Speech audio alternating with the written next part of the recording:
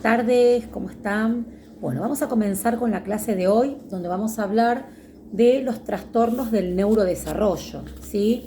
Los trastornos del neurodesarrollo van a colación, ¿sí?, de poder pensar, ¿no?, en conjunto con las funciones neurocognitivas. ¿Se acuerdan que hablamos de atención, orientación, velocidad de procesamiento, gnosias, prasias, memoria, lenguaje, las habilidades visoespaciales y las funciones ejecutivas? Vamos a hablar de los trastornos del neurodesarrollo manifestando que son alteraciones que se manifiestan como consecuencia de problemáticas que no son específicas de lo que llamamos lectoescritura y el cálculo. Aunque estos procesos se encuentren comprometidos, por ejemplo, un niño que tiene de diagnóstico un retraso madurativo, ¿no?, va a presentar un déficit en dichas áreas, pero estas son las consecuencias de la falta global del desarrollo de lo que llamamos la capacidad intelectual. Acá aparecen, ¿no?, lo que son las funciones neurocognitivas, donde vamos a hacer un pequeño repasito para poder entender, ¿no?, a los trastornos del neurodesarrollo.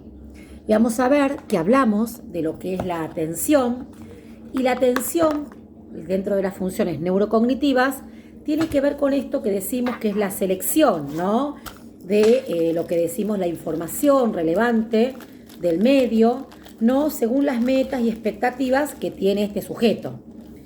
Después hablamos de lo que es la orientación, y vamos a ver que la orientación habla de esto que es la conciencia de uno mismo, pensando, ¿no?, en relación al entorno. Hablamos de tiempo y espacio de la persona. Luego está lo que llamamos o decimos velocidad de procesamiento, que tiene que ver específicamente con esto que es la suma, ¿no?, de lo que son los tiempos, de lo que se percibe acerca de la información, lo que se procesa, se prepara y se desencadena ante una respuesta. Luego vamos a hablar de las gnosias, que habla del conocimiento obtenido a través de los procesamientos complejos de la información sensorial. Vamos a hablar también de las praxias, que habla de la capacidad de realizar movimientos aprendidos, simples o complejos, en respuesta a estímulos que son apropiados.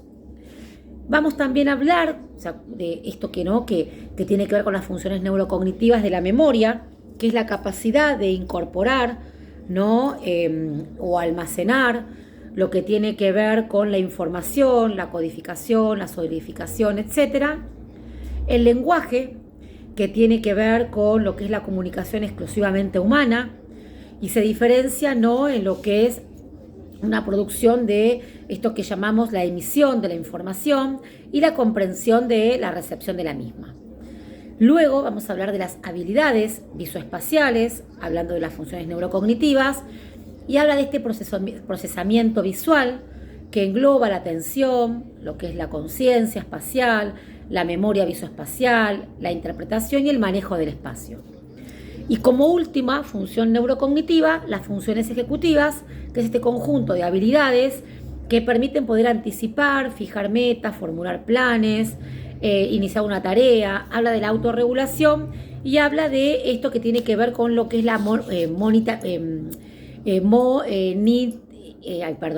la monotorización. Es importante que podamos pensar, ¿no?, y que mencionemos esto que llamamos o que decimos que tiene que ver con las funciones neurocognitivas para poder entrar en tema cuando hablamos de los trastornos del neurodesarrollo. Y metiéndonos en tema de los trastornos del neurodesarrollo, vamos a ver que los trastornos del neurodesarrollo es un grupo de condiciones heterogéneas. Recuerden, cuando hablamos de algo heterogéneo hablamos de algo distinto, que se caracteriza, ¿no?, por un déficit de alteración de lo que son las habilidades en distintos dominios. Y habla de tres: lo social, el lenguaje y la cognición.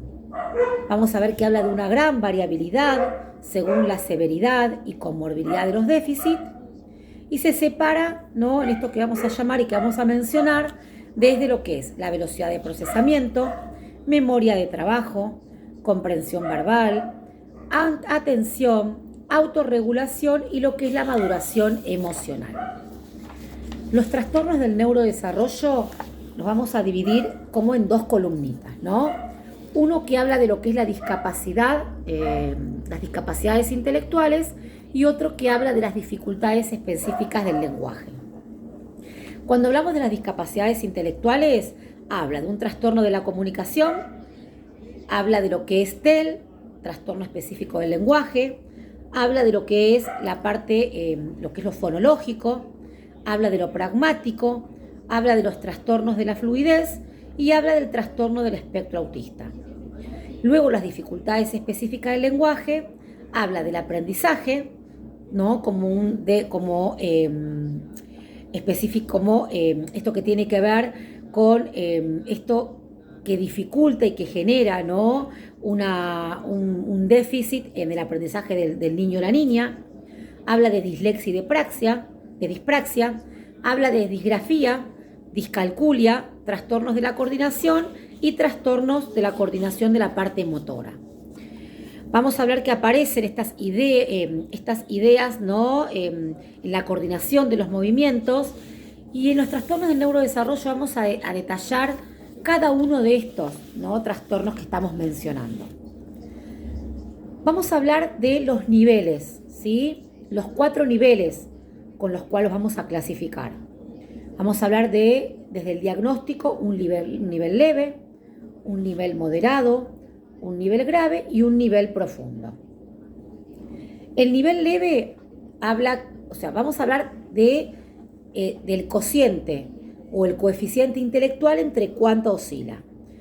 Cuando el grado de discapacidad es leve, va desde un 50 a un 70% el coeficiente intelectual, y dice que en este nivel leve el lenguaje es tardío, logra una adecuación de autonomía personal y tiene dificultades en el aprendizaje escolar. Fíjense que en este nivel leve el lenguaje es más tardío, pero hay lenguaje, hay comunicación verbal, se puede comunicar, se entiende lo que habla. Tiene autoestima, se puede trabajar la autoestima, hay que trabajar la autoestima, pero se tiene que profundizar lo que es la autoestima. Y acá, con respecto a lo que es la autonomía personal, hay autonomía, hay un montón de herramientas que podemos implementar para poder fortalecer la autonomía, que es muy importante, sí, pero tenemos que tener en cuenta que esto que decimos siempre, ¿no? Desde cuando más niño es, el abordaje va a ser mejor y la contención acentuada también va a ser mejor.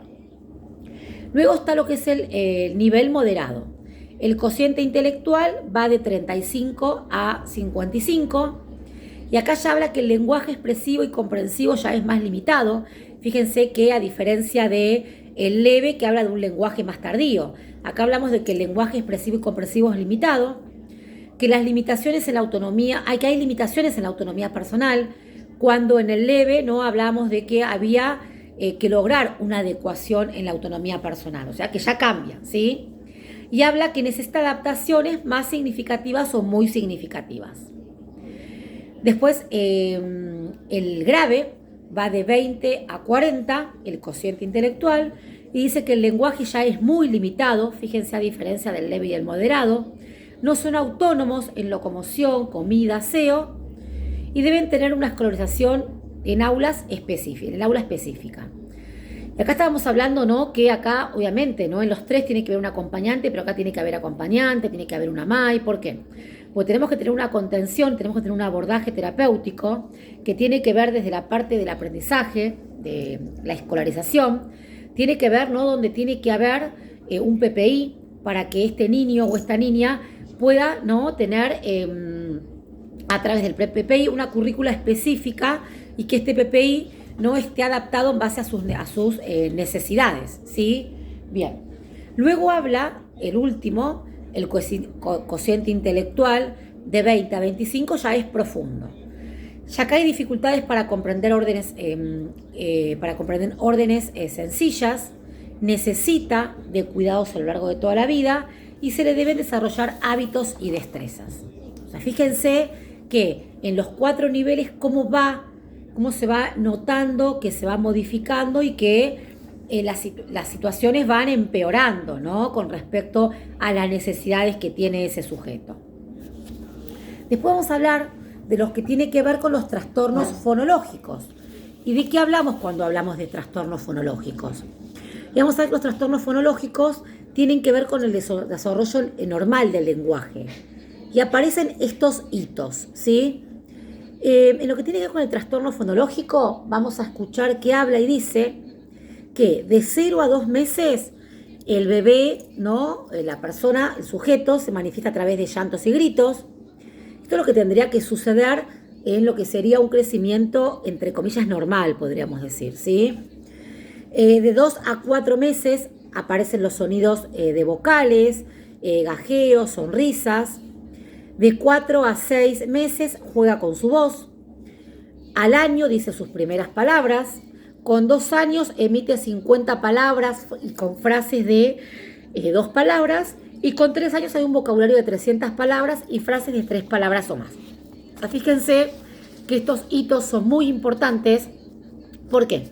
Porque a través de los hitos lo que nosotros vamos a ver y vamos a entender es cómo nosotros vamos a trabajar y vamos a abordar, ¿no?, a un niño que a través, ¿no?, de este desarrollo en el lenguaje, ¿sí?, qué estrategias vamos a tener que implementar para poder trabajar.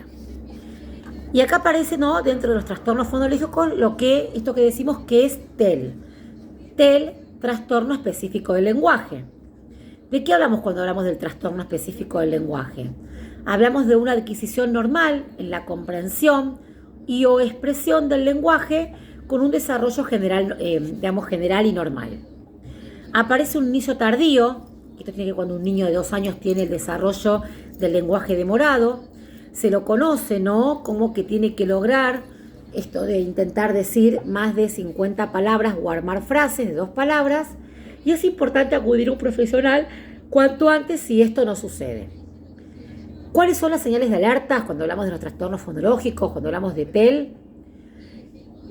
Antes de los 2 años tenemos que, preocuparnos, recurrir a un profesional cuando el niño o la niña no habla, solo usa gestos o no comprende órdenes simples. A los 2 años pide las cosas con gritos, llantos o señalamientos, dice menos de 50 palabras y no junta 2 palabras. A los 3 años no se entiende cuando habla, formula mal las frases, ¿no?, haciéndolas como sin sentido, no logra mantener una conversación, repite lo que se dice y utiliza un idioma propio, ¿no? Que, a ver, el idioma propio suele suceder. El tema es que en ciertas y determinadas edades, cuando el niño va creciendo, ya el lenguaje propio se termina, ¿no? Termina desapareciendo, porque empiezan a incorporar otro tipo de lenguaje. Por eso digo que estas señales de alerta, si aparece algo de esto, tenemos que estar atentos, porque la realidad es que tenemos que pensar qué hacer ante ciertas situaciones. Vamos a pensar en esto que tiene que ver, ¿no? Continuamos hablando de lo que es estos trastornos de la comunicación, en qué es el trastorno específico del lenguaje. Y vamos a ver que es un trastorno que afecta la adquisición, comprensión y desarrollo del lenguaje oral y se caracteriza por ser específico. ¿Por qué? Vieron que la sigla es TEL. Trastorno, perfecto. Específico. ¿Por qué hablamos de específico? Porque se considera específico porque no se desempeña en lo que es en este déficit intelectual, sensorial o motor, ¿no? Hay una lesión cerebral y aparece lo que es la pérdida muchas veces auditiva, ¿no? Que tiene que ver específicamente donde no se tienen que pensar en otro tipo de factores, o sea, que no sean con los que se relacionan, que son a esto que se debe a los factores socioambientales. ¿Y por qué hablamos que es algo persistente? Porque afecta la adquisición del lenguaje desde el inicio y se prolonga durante toda la etapa escolar, adolescencia y adultez. ¿Por qué hablamos que es heterogéneo? Porque puede afectuar tanto lo que es la expresión como lo que es la comprensión. Entonces tenemos que tener en cuenta que la comprensión del lenguaje varía según el grado, ¿no?, de severidad que tiene ese niño o esa niña. Y después dice que es dinámico porque se encuentra, ¿no?, en esto que tiene que ver con una continua evaluación, ¿no?, donde suelen presentarse algunas dificultades, ¿no?, que persisten sobre otras. Aparecen las pautas de estimulación. Las pautas de estimulación van de 6 a 8 años Y acá vamos a ver que se utilizan frases simples, pero bien estructuradas. Aparece esto de respetar los turnos al momento de hablar. Generan instancias de comunicación en lo cotidiano y a partir de sus conocimientos e intereses, ¿no?, tienen esto para poder desarrollar el vocabulario. Evitar el abuso, ¿no?, de pantallas y generar espacios de juego e interacción familiar. Lograr juegos mediante rimas, adivinanzas, veo, separar en sílabas, diferenciar palabras cortas y largas. Seleccionar temas generales, aves, cuerpos, para poder, esto que decimos, recategorizar, ¿no? Esto de crear una historia y buscar semejanzas y diferencias.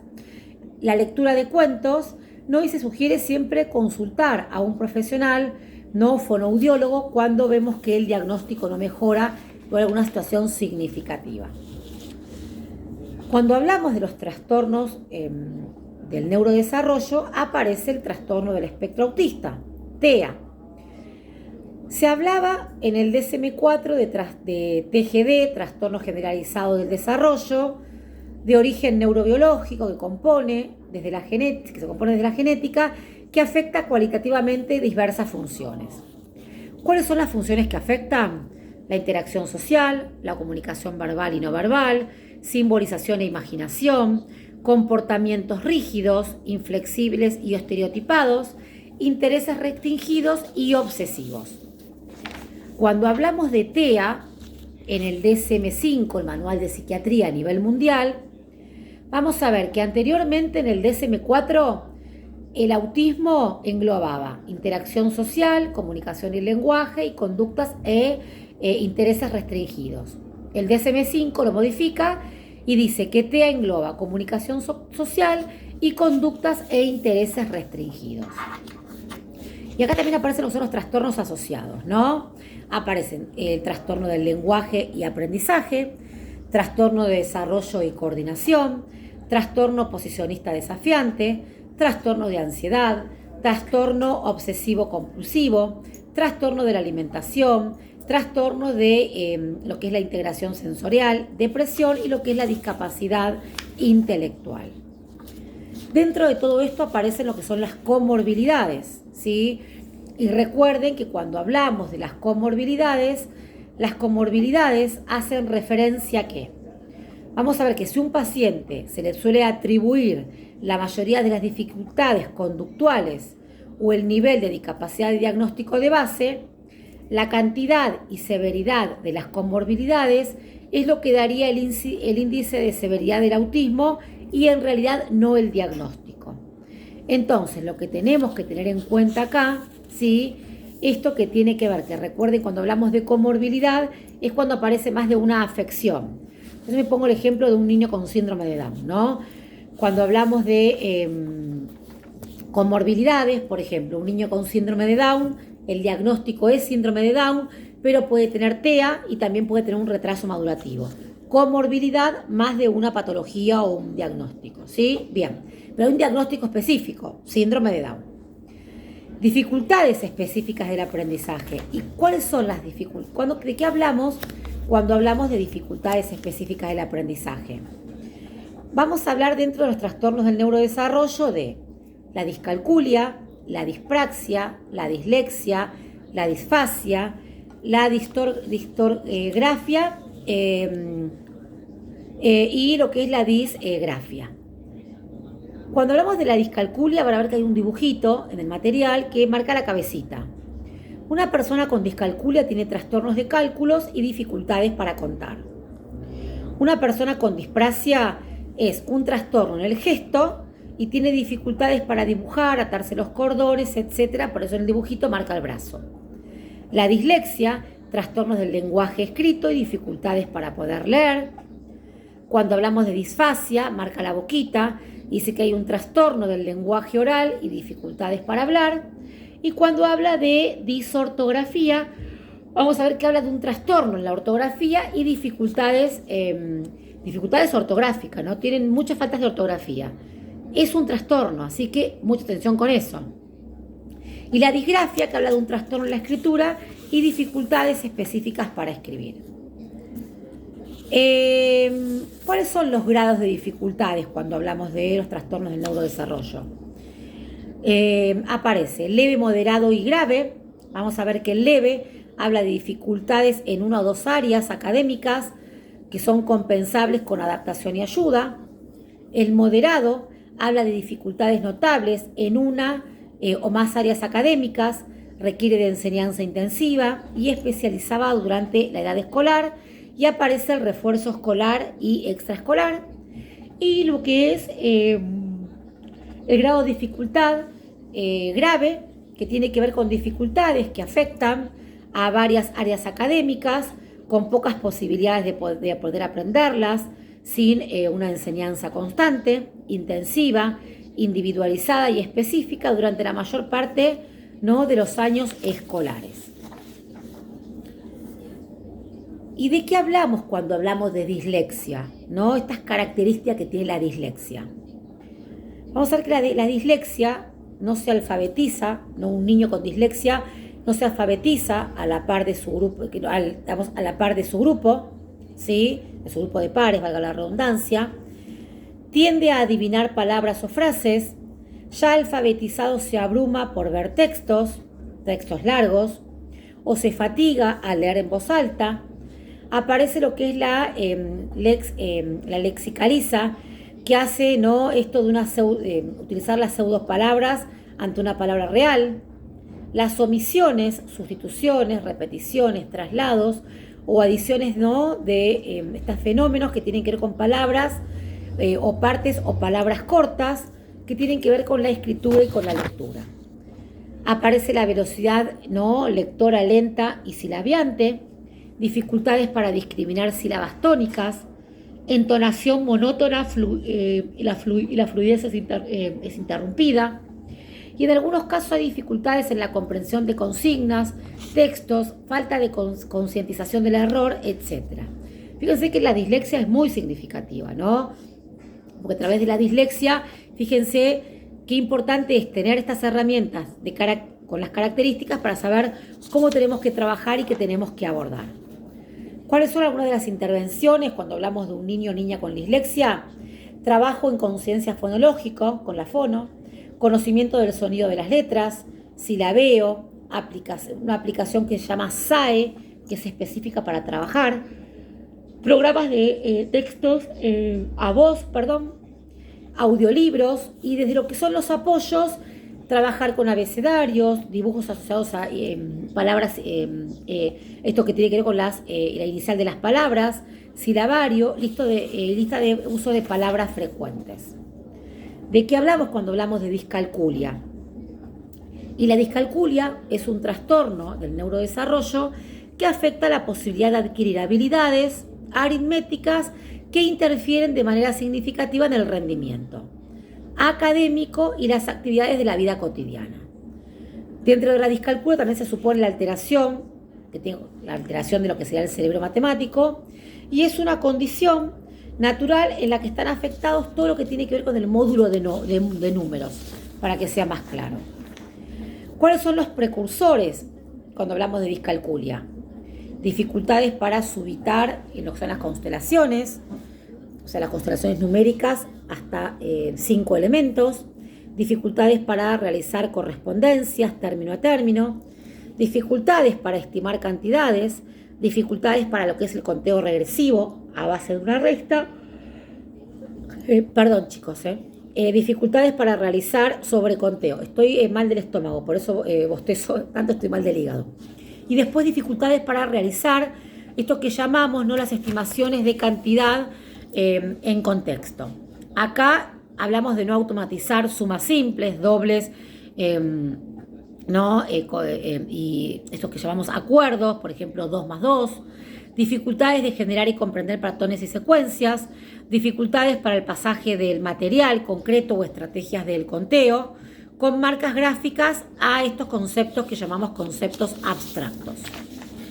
Aparece acá también lo que es la dislexia, ¿no?, en la dislexia y en la discalculia, donde dice que las matemáticas involucran trabajar con información escrita y hablada, no poder identificar o procesar palabras claves, dificulta saber cómo resolver problemas matemáticos. Los chicos con dislexia pueden tener dificultades para traducir términos matemáticos importantes y frases en forma de lo que es oraciones numéricas.